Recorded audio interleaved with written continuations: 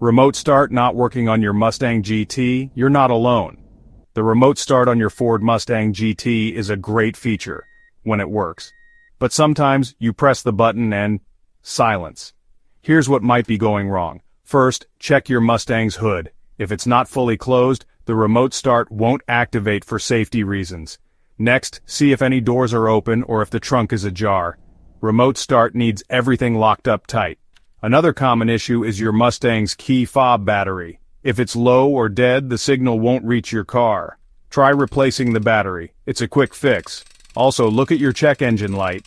If it's on, the remote start system usually shuts down until you get the issue fixed.